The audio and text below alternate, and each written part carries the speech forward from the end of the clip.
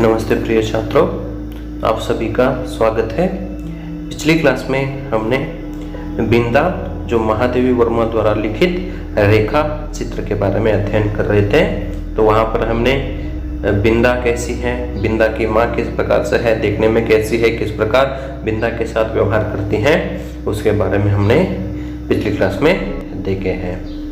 तो आज दूसरे भाग में हम उस पाठ का अध्ययन करेंगे जो इस प्रकार है। तो पिछली क्लास में देखे जैसे है कि कभी कभी जब मैं ऊपर की छत पर जाकर उस घर की कथा समझने का प्रयास करती, तब मुझे मैली धोती लपेटे हुए बिंदा ही आंगन से चौके तक फिरकनी सी नाचती दिखाई देती है। तो यहाँ पर महादेवी वर्मा जी जो पंडिताइन चाची की जो जोर से आवाज सुनाई देती है, तो वहां पर बिंदा के घर की ओर झांक कर देखती है। तो वहां पर एक दिन ऐसा नजर आता है, जो बिंदा है मैली धोती यानी गंद धोती को लपेटे हुए आंगन में फिरकनी जैसी नाचती फिरती है, यानी एक खिलौने के जैसे नाचती फिरती रहती है यहाँ पर बिंदा।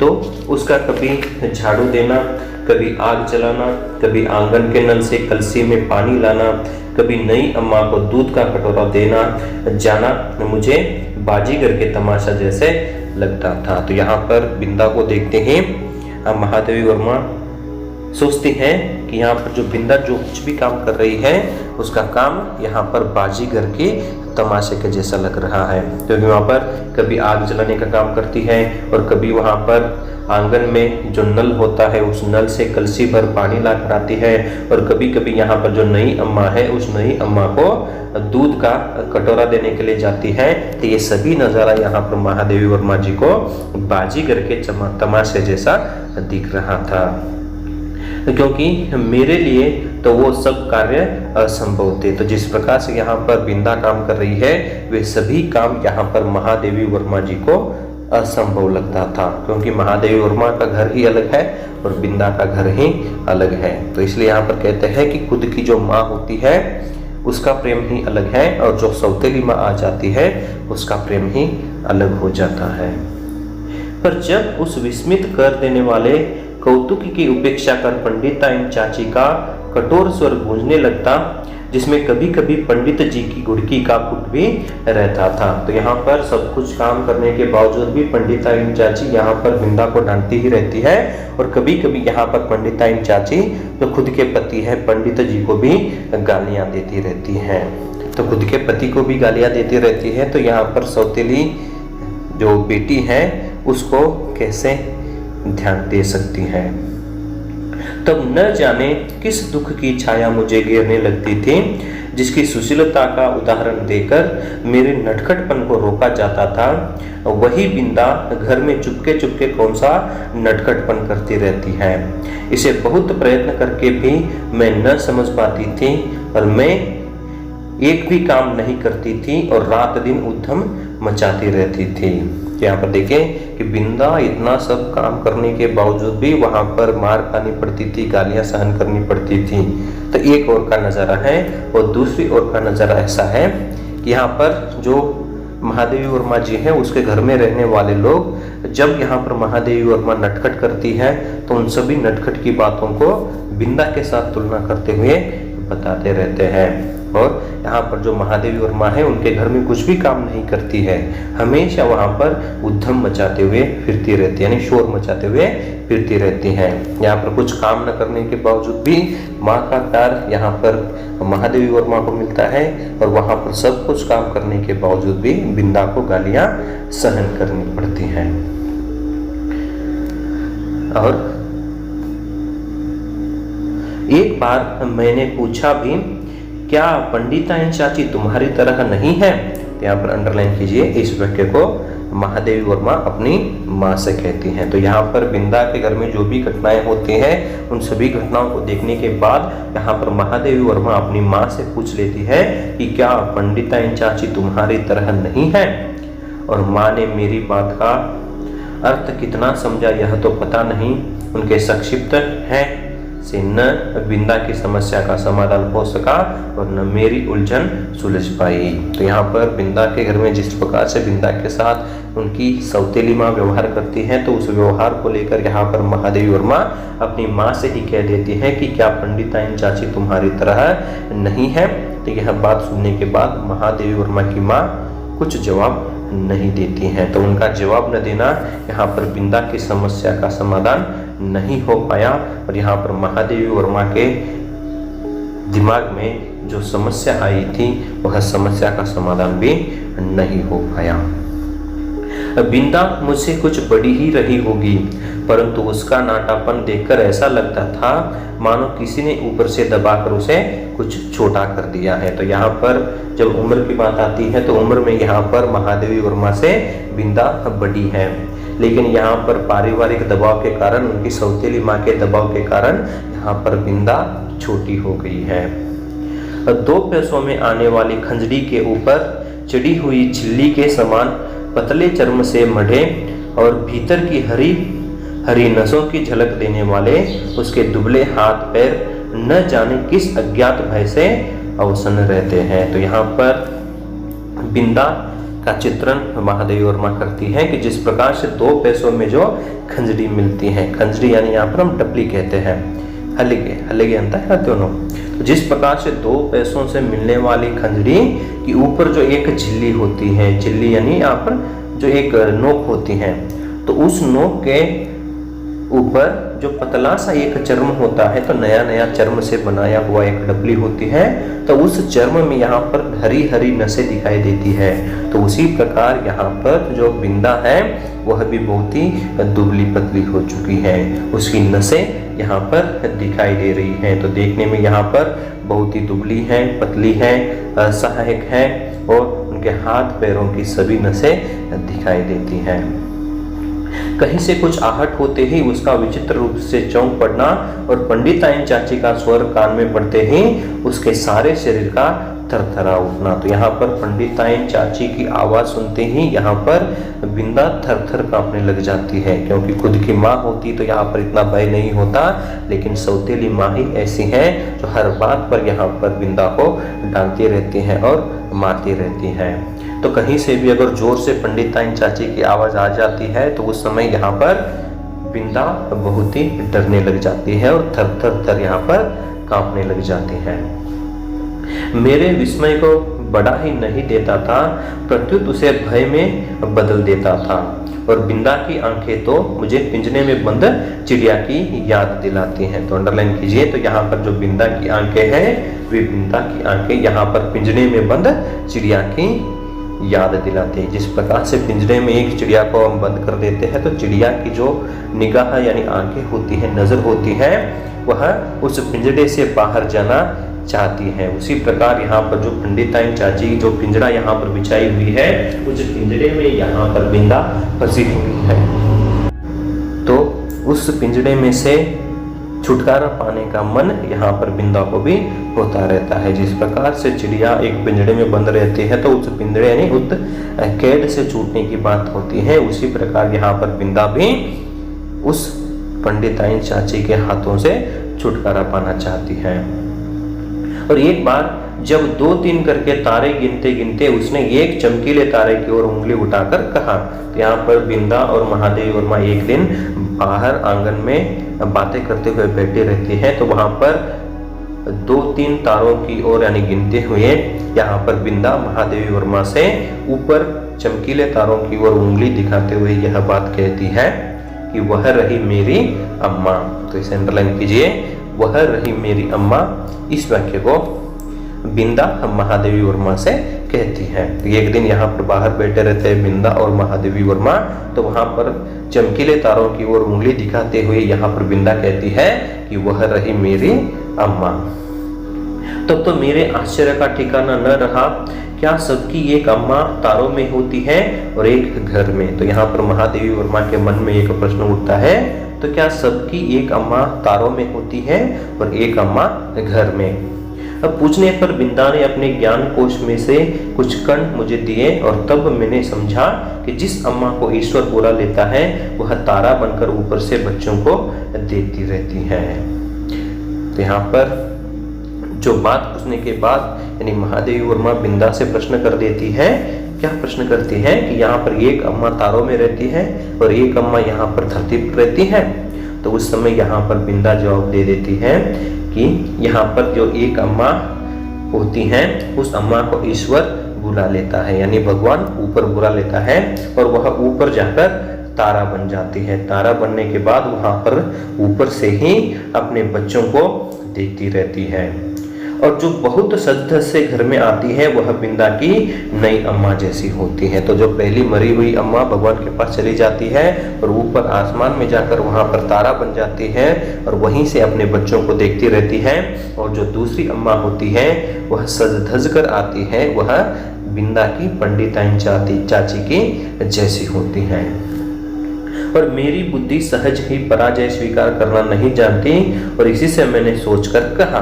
तो यहाँ पर बिंदा की बातों को सुनने के बाद, यहाँ पर कुछ बात सोचने के बाद महादेवी वर्मा बिंदा से कहती हैं कि तुम नई अम्मा को पुरानी अम्मा क्यों नहीं कहती, फिर वे न नहीं रहेगी और न डांटेगी। तो यहाँ पर इस वाक्य को महादेवी वर्मा बिंदा से कहती है। तो इसे अंडरलाइन कर लीजिए।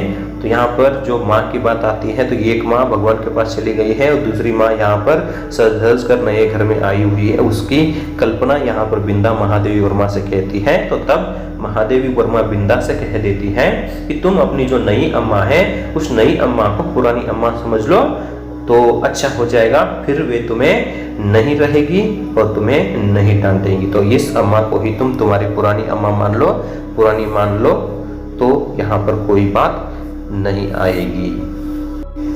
तो इस समय जो महादेवी वर्मा बिंदा से समझाती है कि पुरानी अम्मा को ही नई अम्मा मानने की बात करती हैं, तो यह उपाय यहाँ पर बिंदा को अच्छा नहीं लगता है। बिंदा को मेरा उपाय कुछ जंचा नहीं, क्योंकि वह तो अपनी पुरानी अम्मा को खुली पालकी में लेटकर जाते और नई को बंद पालकी में बैठकर आते देख चुकी थी, अतः किसी को भी पदच्युत करना उसके लिए कठिन नहीं था। तो यहाँ पर महादेवी वर्मा की बात को यहाँ पर बिंदा इसलिए स्वीकार नहीं करती है कि वहाँ पर जो पुरानी अम्मा है खुली पालकी में लेटकर जाते हुए देखा है और नई अम्मा को बंद पालकी में घर आते हुए बैठकर देखा है। यहाँ पर दो नजारा है, एक पहली माँ की मृत्यु हो गई है तो उसका अंतिम संस्कार करते हुए जो दृश्य है उसी को भी यहाँ पर बिंदा देख चुकी है। और वहाँ पर पुरानी अम्मा बनने के बाद जो नई अम्मा का उस घर में स्वागत होता है, जिस प्रकार से बंद पालकी में बैठकर घर आई हुई है, उन दोनों दृश्यों को यहाँ पर बिंदा देख चुकी है। तो इसके कारण वह किसी को भी पदच्युत करना पसंद नहीं करती, यानी किसी को पद से हटाना पसंद नहीं करती है। तो यहाँ पर पुरानी अम्मा को भी देख चुकी है और यहाँ पर नई अम्मा को भी देख चुकी है। तो यहाँ पर दो नज़ारा है, एक नज़ारा वहाँ पर लेटकर खुली पालकी में जाता हुआ नज़ारा है और दूसरा नज़ारा है बंद पालकी में बैठी हुई आने वाली नई अम्मा का चित्र यहाँ पर बिंदा देख चुकी है।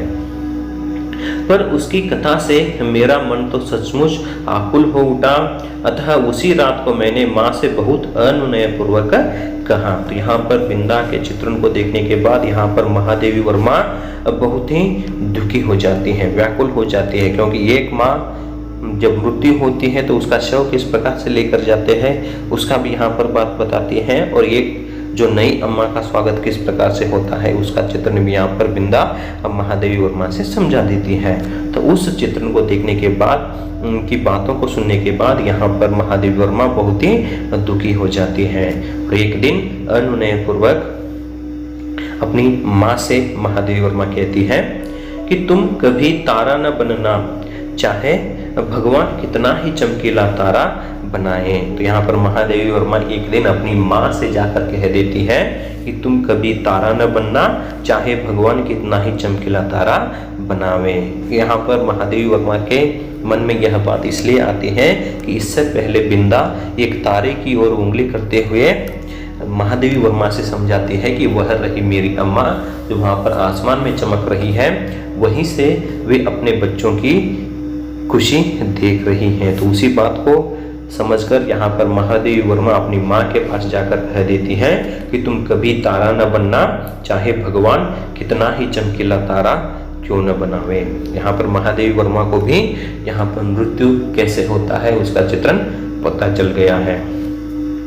माँ बेचारी मेरी विचित्र मुद्रा पर विस्मित होकर कुछ बोल भी न पाई थी कि मैंने अकुंठित भाव से अपना आशय प्रकट कर दिया था। तो यहाँ पर इस वाक्य को सुनकर यहाँ पर महादेवी वर्मा की जो माँ है वह आश्चर्यचकित हो जाती है।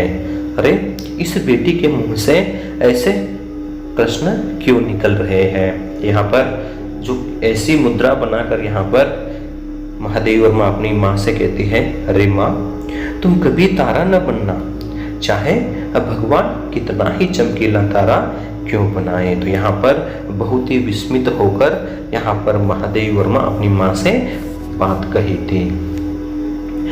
इसलिए कही थी कि नहीं तो पंडिताइन चाची जैसी नई अम्मा पालकी में बैठकर आ जाएगी और फिर मेरा दूध, बिस्कुट, जिलेबी सब बंद हो जाएगी और मुझे बिंदा बनना पड़ेगा। तो जिस प्रकार बिंदा के साथ उसके घर में पंडिताइन चाची के आने से जो व्यवहार हो रहा है, क्रूरता हो रही है, तो शायद मेरे जीवन में ही ऐसा हो जाएगा। इसलिए माँ कृपया तुम कभी तारा मत बनो, चाहे भगवान कितना ही चमकीला तारा क्यों न बनावे, तुम तारा कभी मत बनना। अगर तुम तारा बन जाती हो तो यहाँ पर भी एक जो नई पंडिताइन चाची आई है बिंदा के घर में, उसी प्रकार मेरे घर में भी आ जाएगी और मेरा दूध भी छीन लेगी, बिस्कुट भी छीन लेगी और जलेबी भी सब छीन लेगी और मेरा जीवन भी यहाँ पर बिंदा के जैसा बन जाएगा। इसलिए माँ तुम कभी तारा बनने की बात मत करो। और माँ का उत्तर तो मुझे स्मरण नहीं, पर इतना याद है कि उस रात उसकी धोती का छोर मुट्ठी में दबाकर ही मैं सो पाई थी। तो यहाँ पर माँ की मृत्यु की बात आ जाती है। तो उस बात को याद कर लेने के बाद यहाँ पर अपनी माँ को बात बता देती है। तो बात बता देने के बाद यहाँ पर माँ ने भी फिर यहाँ पर उत्तर देती है, लेकिन माँ यहाँ पर क्या उत्तर दी है वह महादेवी वर्मा जी को पता नहीं है। तो उसी रात यहाँ पर अपनी माँ के पास ही जो धोती है माँ की, उस धोती के जो छोर होती है उसको मुट्ठी में दबाकर यहाँ पर बच्ची सोई हुई है। तो आप देखिए जो छोटे छोटे बच्चे होते हैं वे अपने माँ से कभी भी अलग होना पसंद नहीं करते हैं, क्योंकि उनको दुख होता है, उनको भय लगने लग जाता है। तो यहाँ पर जब मृत्यु की बात आ जाती है तो यहाँ पर महादेवी वर्मा जी को भी भय लगने लग जाता है और यहाँ पर अपनी माँ के आंचल में ही वह सो जाती है और अपनी मुट्ठी को माँ के आंचल को पकड़े हुए सोती रहती है, क्योंकि यहाँ पर मृत्यु की कल्पना भी महादेवी वर्मा को होने लग गई है। बाद में बिंदा के अपराध तो मेरे लिए अज्ञात थे, पर पंडिताइन चाची के न्यायालय से मिलने वाले दंड के सब रूपों से मैं परिचित हो चुकी हूँ। तो यहाँ पर महादेवी वर्मा कहती हैं कि जो बिंदा के जो अपराध हैं उनके बारे में मुझे जानकारी नहीं है, लेकिन पंडिताइन चाची के जो न्यायालय में मिलने वाले जो दंड है उन सभी दंडों से मैं परिचित हो चुकी हूँ। तो यहाँ पर जो भी यहाँ पर बिंदा गलत काम करती है या सही काम करती है, तो सब कुछ काम करने के बावजूद भी यहाँ पर पंडिताइन चाची जो दंड देती है, जिस प्रकार से दंड देती है, उन सभी दंड के बारे में यहाँ पर महादेवी वर्मा को सब कुछ पता चल गया है। तो एक दिन की घटना यहाँ पर बताते हुए महादेवी वर्मा कहती है कि गर्मी की दोपहर में मैंने बिंदा को आंगन की जलती धरती पर बार बार पैर उठाते और रखते हुए घंटों खड़े देखा था। तो यहाँ पर एक दिन जो पंडिताइन चाची है वह पंडिताइन चाची यहाँ पर बिंदा को शिक्षा दे देती है।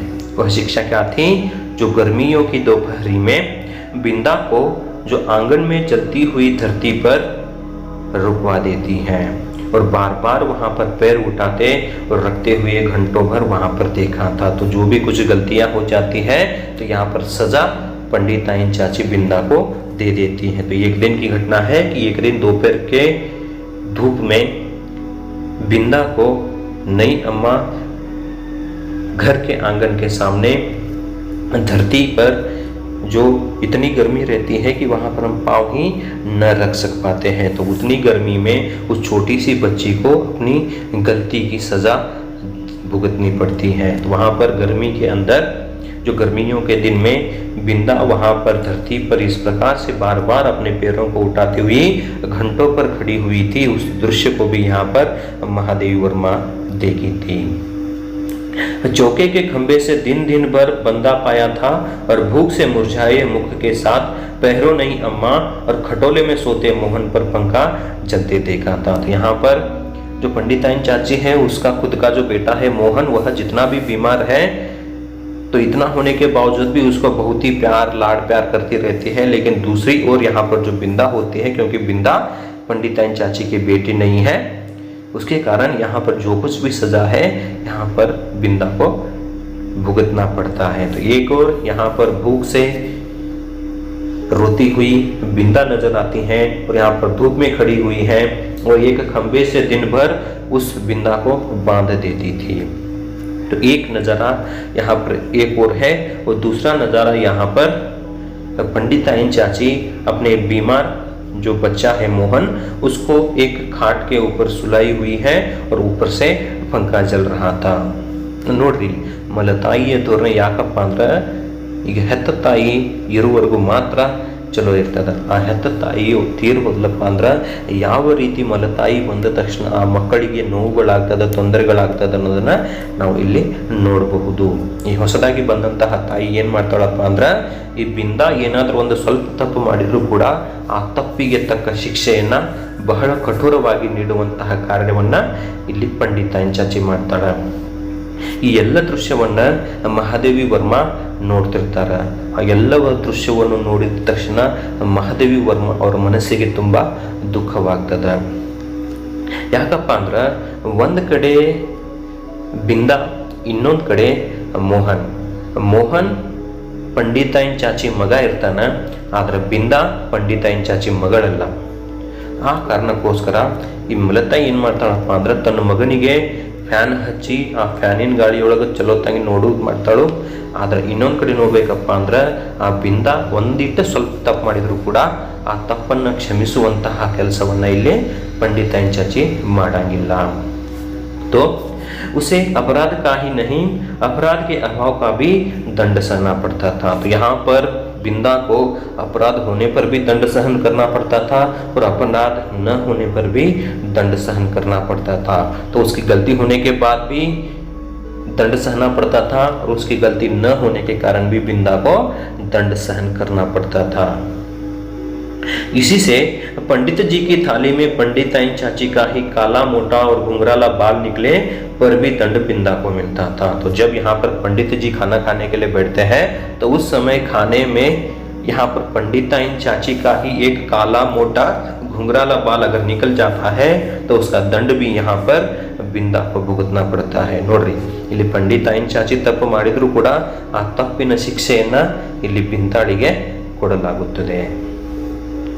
उसके छोटे छोटे हाथों से धुल न सकने वाले उलझे तेलहीन बाल भी अपने स्वाभाविक भूरेपन और कोमलता के कारण मुझे बड़े अच्छे लगते थे। तो यहाँ पर बिंदा के जो बाल है बहुत ही सुंदर है, वे सभी सुंदर बाल यहाँ पर महादेवी वर्मा के मन को बहुत ही अच्छे लगते थे। जो तेलहीन बाल, तो यहाँ पर जब खुद की माँ होती है तो उनके बालों को तेल लगाना सब काम होता था, लेकिन माँ के गुजरने के बाद जो सौतेली माँ आ जाती हैं वह सौतेली माँ यहाँ पर बिंदा के ऊपर उतना ध्यान नहीं देती है।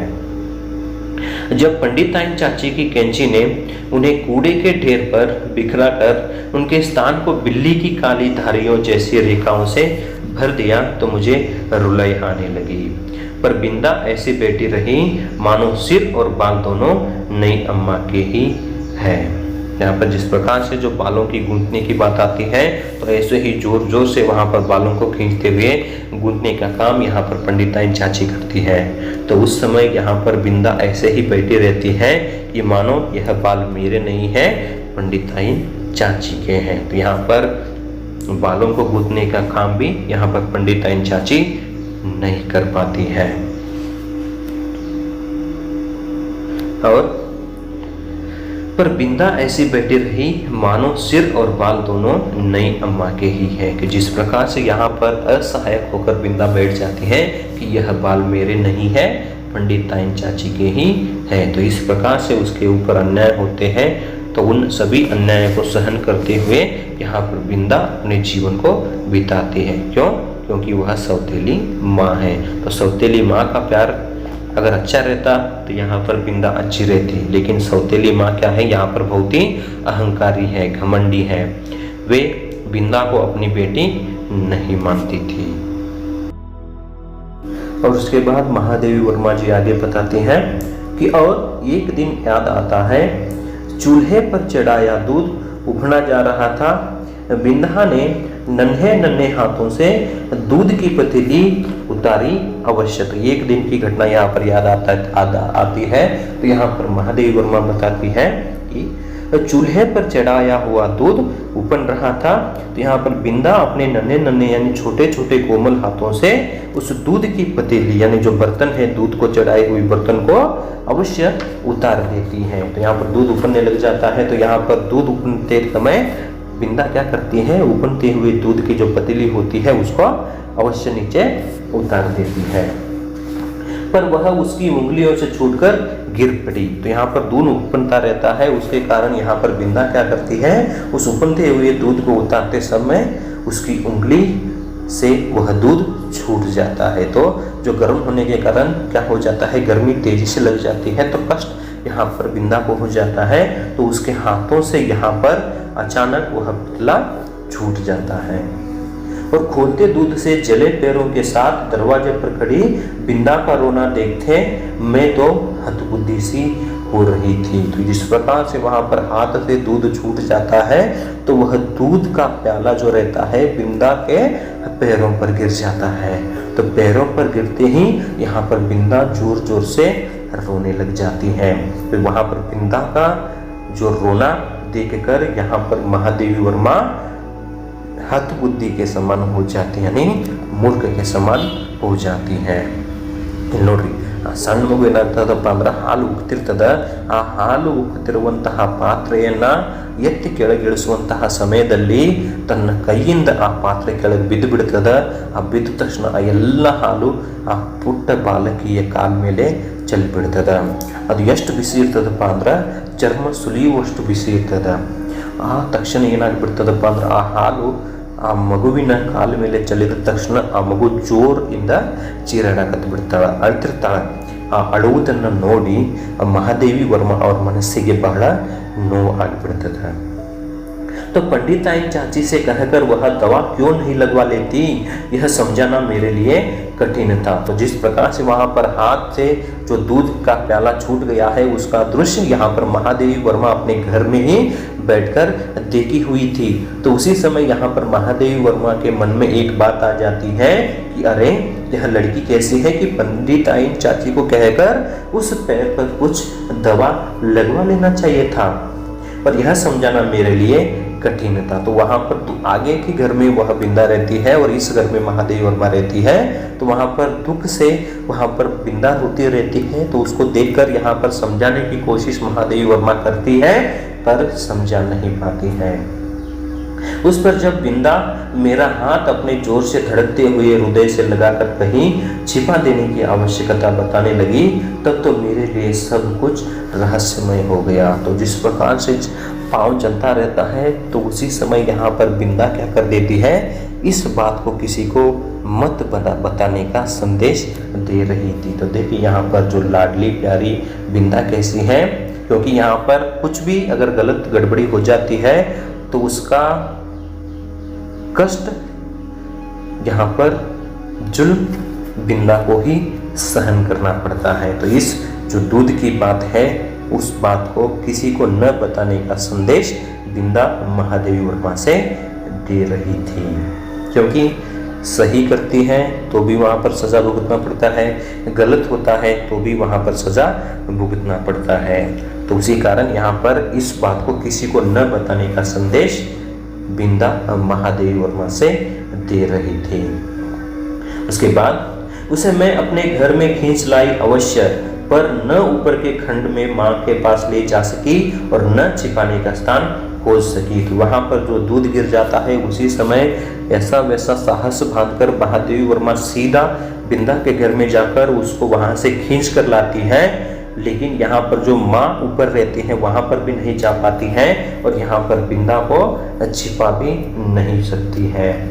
इतने में दीवारें लांघ कर आने वाले पंडिताइन चाची के उग्र स्वर ने भय से हमारी दिशाएं रूंध दी। तो यहाँ पर पंडिताइन चाची की आवाज सुनते ही यहाँ पर महादेवी वर्मा और बिंदा दोनों घबराई सी लगती है और न महादेवी वर्मा उस बिंदा को अपनी माँ के पास ले गई, न उसको दवा लगा पाई। तो एकाएक वहां पर हड़बड़ाहट में वे दोनों एक कुटरी में जाकर घुस जाती हैं, तो जिसमें गाय के लिए घास भरी जाती है। तो गाय के लिए घास भरी जाने वाली कोठरी में यहाँ पर महादेवी और वर्मा और बिंदा दोनों पंडिताइन चाची की स्वर यानी आवाज को सुनते ही डरकर घबराते हुए उस कोठरी में जाकर घुस जाती है।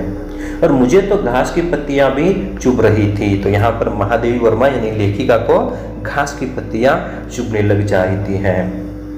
कोठरी का अंधकार भी कष्ट दे रहा था, पर बिंदा अपने जले पैरों को घास में छिपाए और दोनों ठंडे हाथों से मेरा हाथ दबाए ऐसी बैठी थी मानो घास का चुभता हुआ ढेर रेशमी बिछोना बन गया है। तो यहाँ पर इतना कष्ट सहन करने के बावजूद भी तो जिसका बिंदा का जो पैर जला हुआ था उस पैर को घास में ही छिपाते हुए यहाँ पर अपने कोमल ठंडे हाथों से महादेवी वर्मा के हाथों को दबाते हुए यहाँ पर इस प्रकार से व्यवहार कर रही है मानो कि हम घास में नहीं बैठे हैं, एक रेशमी बिछोने पर बैठे हुए हैं। इस प्रकार यहाँ पर बिंदा क्या कर देती है, जो घास की जो ढेर यानी गाय भैंसों को खाने के लिए जो चारा रखते हैं उस कोठरी में जाकर दोनों पंडिताइन चाची से डरकर घुस जाते हैं। तो वहाँ पर घास की पत्तियां लेखिका यानी महादेवी वर्मा को चुभने लग जाती हैं और एक और यहाँ पर जो बिंदा है जो अपनी जली हुई पैर को उस घास में ही छिपा कर रखी हुई है और उसको इस प्रकार से कल्पना होती है कि हमने घास की पत्तियों में नहीं बैठे हुए हैं, एक रेशमी बिछोने में हम बैठे हुए हैं। इसकी कल्पना बिंदा को होने लग जाता है। उसी समय मैं तो शायद सो गई थी, क्योंकि जब घास निकालने के लिए आया हुआ गोपी इस अभूतपूर्व दृश्य की घोषणा करने के लिए कोलाहल मचाने लगा, तब मैंने आंखें मलते हुए पूछा, क्या सवेरा हो गया? यहाँ पर जो घास को रखने वाली कोठरी में जाकर बिंदा और महादेवी वर्मा घुस जाती है, उसी समय यहाँ पर गोपी जो नौकर होता है उस कमरे में से घास निकालने के लिए आता है और वह बहुत ही शोर मचाने लग जाता है और कोलाहल करने लग जाता है, अरे तुम यहाँ पर क्यों आई हो, क्या कर रही हो, यह सभी बातें पूछने लग जाता है। तब अचानक यहाँ पर महादेवी वर्मा आंखें खोलते हुए और आंखें मलते हुए उस गोपी से कहती है कि क्या सवेरा हो गया, तो इतना जल्दी सुबह हो गया। यह बात महादेवी वर्मा कह देती है। तो प्रिय छात्रों, अगली क्लास में हम आगे के विषय का अध्ययन करेंगे। आज के इस समय में हमने बिंदा के साथ किस प्रकार से बर्ताव होता है, किस प्रकार से उसका पैर जल जाता है और यहाँ पर अपनी माँ से किस प्रकार से डरते रहते हैं, उन सभी का चित्रण यहाँ पर महादेवी वर्मा हम लोगों के सामने प्रस्तुत करने का कार्य किए हैं। तो चलिए आगे की क्लास में हम और विषय का अध्ययन करेंगे। धन्यवाद।